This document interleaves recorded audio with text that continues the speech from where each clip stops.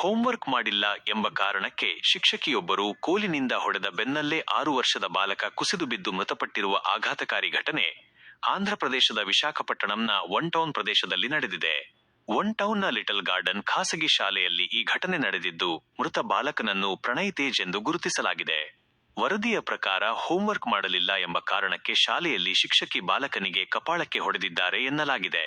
ಹೊಡೆತದ ಬಳಿಕ ಬಾಲಕ ಏಕಾಏಕಿ ಕುಸಿದು ಬಿದ್ದಿದ್ದಾನೆ.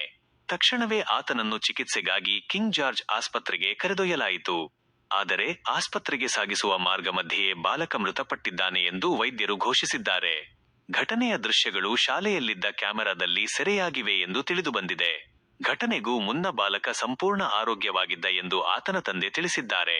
ಮನೆಯಿಂದ ಶಾಲೆಗೆ ತೆರಳುವಾಗ ಯಾವುದೇ ಆರೋಗ್ಯ ಸಮಸ್ಯೆ ಇರಲಿಲ್ಲ.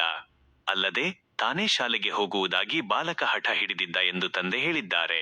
ಮಗುವಿನ ಸಾವಿನ ಸುದ್ದಿ ತಿಳಿಯುತ್ತಿದ್ದಂತೆಯೇ ಕುಟುಂಬಸ್ಥರು ಹಾಗೂ ಸಂಬಂಧಿಕರು ಶಾಲೆಯ ಎದುರು ಜಮಾಯಿಸಿದರು. ಬಾಲಕನ ಸಾವಿಗೆ ಕಾರಣರಾದವರ ವಿರುದ್ಧ ಕಠಿಣ ಕಾನೂನು ಕ್ರಮ ಕೈಗೊಳ್ಳಬೇಕು ಎಂದು ಅವರು ಆಗ್ರಹಿಸಿದ್ದಾರೆ. ವಿಷಯ ತಿಳಿಯುತ್ತಿದ್ದಂತೆಯೇ ಕಂದಾಯ ವಿಭಾಗೀಯ ಅಧಿಕಾರಿ ಆಸ್ಪತ್ರೆಗೆ ಭೇಟಿ ನೀಡಿ ಘಟನೆ ಕುರಿತು ಮಾಹಿತಿ ಪಡೆದುಕೊಂಡರು. 6 ವರ್ಷದ ಬಾಲಕನನ್ನು ಮೃತ ಸ್ಥಿತಿಯಲ್ಲಿ ಕಿಂಗ್ ಜಾರ್ಜ್ ಆಸ್ಪತ್ರೆಗೆ ಕರೆತರಲಾಗಿದೆ ಎಂಬ ಮಾಹಿತಿ ದೊರೆತಿದ್ದು, ಘಟನೆಯ ಸಂಪೂರ್ಣ ವಿವರಗಳನ್ನು ಸರ್ಕಾರ ಸಂಗ್ರಹಿಸಲಿದೆ ಎಂದು ಅವರು ತಿಳಿಸಿದ್ದಾರೆ. ಬಾಲಕನ ಸಾವಿನ ನಿಖರ ಕಾರಣ ತಿಳಿಯಲು ವೈದ್ಯಕೀಯ ವರದಿ ಹಾಗೂ ಘಟನೆಗೆ ಸಂಬಂಧಿಸಿದ ಇತರ ಮಾಹಿತಿಗಳನ್ನು ಅಧಿಕಾರಿಗಳು ಪರಿಶೀಲಿಸುತ್ತಿದ್ದಾರೆ.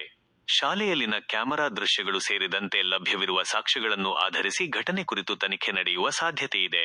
6 ವರ್ಷದ ಪುಟ್ಟ ಬಾಲಕನ ಸಾವಿನಿಂದ ಕುಟುಂಬಸ್ಥರು ಕಂಗಾಲಾಗಿದ್ದು, ಈ ಘಟನೆಯು ಶಾಲೆಯಲ್ಲಿ ಮಕ್ಕಳ ಮೇಲಿನ ಶಿಸ್ತುಕ್ರಮದ ಹೆಸರಿನಲ್ಲಿ ದೈಹಿಕ ಶಿಕ್ಷೆ ನೀಡಲಾಗಿದೆಯೇ ಎಂಬ ಗಂಭೀರ ಪ್ರಶ್ನೆಗಳನ್ನು ಹುಟ್ಟುಹಾಕಿದೆ.